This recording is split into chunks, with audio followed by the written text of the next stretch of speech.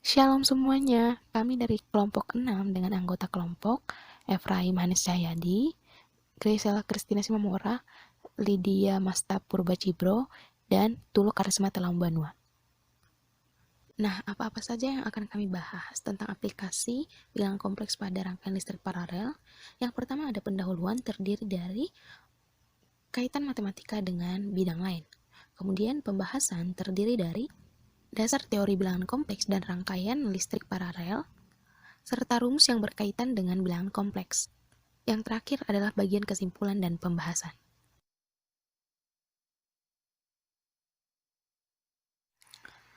Aplikasi matematika dalam kehidupan sehari-hari. Matematika tidak hanya berbicara mengenai permasalahan angka yang kelihatannya tidak bisa diaplikasikan, tetapi matematika sangat erat kaitannya dengan kehidupan sehari-hari. Artinya, matematika tidak hanya sebatas penjumlahan angka, perkalian angka, atau juga pembagian angka. Namun, matematika sangat relevan dengan kehidupan sehari-hari, bahkan sering kita jumpai di dalam kehidupan kita masing-masing. Nah, ada beberapa contohnya itu bentuk bangunan, bahasa pemrograman komputer atau gadget, rangkaian listrik, dan lain sebagainya.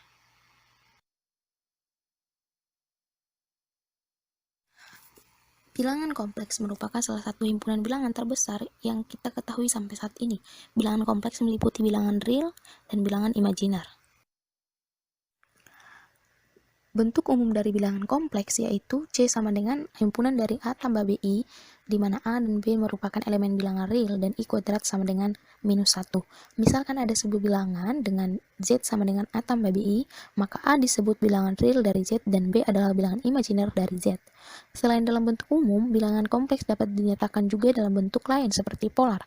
Bentuk polarnya yaitu dianggap bahwa R sama dengan akar dari A kuadrat ditambah B kuadrat dan theta sama dengan tan inverse pangkat B per A, maka Z sama dengan A tambah BI sama dengan R dikali cos theta ditambah I sin theta. Sedangkan bentuk eksponen dari bilangan kompleks adalah Z sama dengan A tambah BI sama dengan R kali E pangkat I theta. Bentuk ini diperoleh dari bentuk polar dengan hubungan fungsi trigonometri dengan fungsi eksponensial kompleks. Nah, sekarang masuk pada operasi bilangan kompleks. Nah, pada operasi bilangan kompleks ini ada bermacam-macam, yaitu ada penjumlahan, pengurangan, perkalian, dan pembagian. Nah, pada penjumlahan, kita akan menjumlahkan bagian real dengan bagian real lainnya, dan bagian imajiner dengan bagian imajiner juga. Nah, rumus pada penjumlahan itu bisa kita lihat pada slide di samping, yaitu Z1 ditambah Z2 sama dengan dalam kurung A ditambah C ditambah dalam kurung B ditambah D dikali I. Nah, begitu juga pada pengurangan. Pada pengurangan dilakukan hal yang sama seperti pada operasi penjumlahan. Cuman pada pengurangan itu yang dilakukan adalah pengurangan pada bilangan real dengan bilangan real dan bagian imajiner dengan bagian imajiner. Pada perkalian bilangan kompleks agak sedikit berbeda. Namun bisa kita lihat pada penurunan rumus di bawah ini sehingga mendapatkan rumus perkalian bilangan kompleks, yaitu kita dapatkan dari perkalian biasa antara dua faktor gitu. Nah, misalnya Z1A ditambah BI dan Z2 sama dengan C ditambah DI. Nah, jika dilakukan perkalian biasa antara kedua faktor tersebut, maka akan didapatkan AC Z1 dikali Z2 sama dengan AC ditambah ADI ditambah BCI ditambah BDI kuadrat. Nah, I kuadrat itu sama dengan min 1.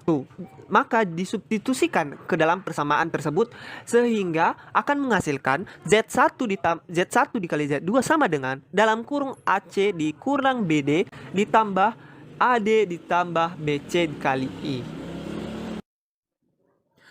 Operasi bilangan kompleks yang terakhir yaitu pembagian. Nah, pada operasi pembagian kita dapat menurunkannya dengan menggunakan konsep penyederhanaan akar atau yang biasa kita kenal dengan merasionalkan akar. Nah, yaitu pada bilangan irasional dengan cara mengalihkan penyebut dengan sekawannya. Nah, lalu dioperasikanlah seperti pada slide yang sudah ditampilkan ini sehingga dilakukanlah perkalian dengan penyebut dengan sekawannya sehingga akan menghasilkan Z1 per Z2 sama dengan dalam kurung AC ditambah BD ditambah dalam kurung CB dikurang AD dikali I per C kuadrat dikurang D kuadrat. Selanjutnya adalah rangkaian RLC. Rangkaian ini terdiri atas 3 komponen, yaitu resistor atau R, induktor atau L, dan kapasitor atau C. Berikut beberapa komponen elektronika pada rangkaian RLC. Yang pertama adalah resistor. Resistor merupakan komponen elektronik yang mampu mengatur tegangan dan arus listrik dengan resistansi atau ketahanan tertentu. Jadi fungsi dari resistor adalah mengatur tegangan dan arus listrik yang melalui rangkaian tersebut. Yang kedua adalah kapasitor. Kapasitor merupakan komponen yang mampu menyimpan muatan listrik di dalamnya. Jadi kapasitor ini berfungsi sebagai tempat penyimpanan sementara daripada muatan listrik yang mengalir di dalam rangkaian tersebut. Dan yang selanjutnya adalah induktor. Induktor merupakan komponen yang dapat menyimpan energi dari medan magnet yang dihasilkan oleh arus listrik yang melewatinya. Jadi ada arus listrik yang menimbulkan medan magnet, itu yang disimpan oleh induktor. Selanjutnya, saya akan menjelaskan mengenai kelebihan dan kekurangan dari rangkaian listrik paralel. Rangkaian listrik paralel memiliki kelebihan. Yang pertama ialah sumber tenaga listrik yang disusun secara paralel, maka kapasitas arus baterai akan meningkat. Hal ini dikarenakan rangkaian yang dimana sambungan akan dibuat dengan bercabang-cabang. Nah, tentu hal ini akan membuat rangkaian memiliki banyak cabang dan hambatan total yang terbentuk juga sangatlah kecil. Lalu yang kedua ialah tegangan listrik yang menuju ke lampu masing-masing sama. Jika kita memasang lampu, lampu yang menyala akan sama terang. Hal ini dikarenakan arus listrik yang mengalir pada masing-masing percabangan adalah sama besar.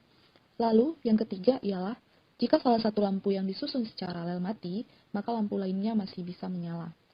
Banyak percabangan akan membuat sumber listrik masih dapat mengalir melewati sambungan lain jika salah satunya terputus. Itulah yang menjadi kelebihan dari rangkaian listrik paralel. Rangkaian listrik paralel juga memiliki kelemahan. Yang pertama ialah membutuhkan kabel penghantar yang lebih banyak. Ya, salah satu kekurangan dari rangkaian paralel ini ialah boros kabel, karena terdiri atas cabang-cabang, maka tentu saja akan membutuhkan kabel ekstra untuk menghubungkan sumber listrik dengan pemakai listrik.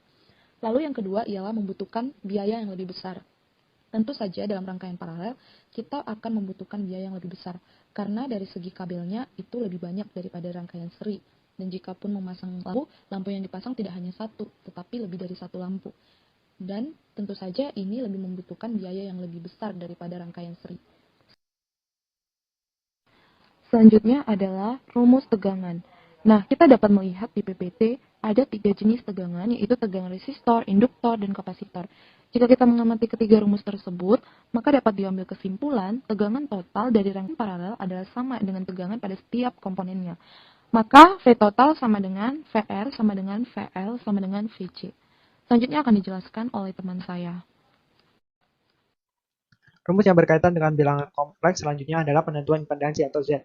Dalam menentukan rumus impedansi, maka kita harus menghitung jumlah hambatan daripada semua komponen yang ada. Yang pertama, hambatan pada komponen R atau resistor. Yang kedua, hambatan pada komponen L atau induktor.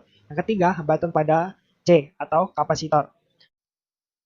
Setelah kita mengetahui rumus daripada setiap hambatan yang ada, maka selanjutnya kita menghitung total dari hambatan yang ada dengan rumus rangkaian paralel seperti yang bisa dilihat di samping ini. Jadi rumus dari impedansi dapat kita peroleh dengan penurunan rumus yang sama seperti yang dipakai pada aturan rangkaian paralel biasa. Jadi kita dapat menentukan Z-nya itu dengan menggunakan aturan rangkaian paralel. Sehingga Z-nya didapat adalah 1/1/R ditambah I dalam kurung omega C dikurangi 1/omega L. Selanjutnya penentuan impedansi pada rangkaian dengan 2 resistor. Dapat kita lihat bahwa komponen R selalu menjadi bagian real dan komponen L dan C selalu menjadi bagian imajiner pada penurunan rumus impedansi. Sehingga jika kita memiliki rangkaian paralel dengan 2 cabang dan masing-masing cabang memiliki 1 resistor, sedangkan satu cabang memiliki induktor dan cabang yang lain memiliki kapasitor, maka kita dapat menurunkan rumus dari masing-masing cabang untuk menentukan Z totalnya. Jadi dapat dilihat bahwa Z1 itu sama dengan R ditambah I XL dan Z2 adalah R dikurangi I XC. Sehingga rumus impedansi totalnya adalah Z total Z pertama dikali dengan Z kedua dibagi dengan Z pertama ditambah Z kedua.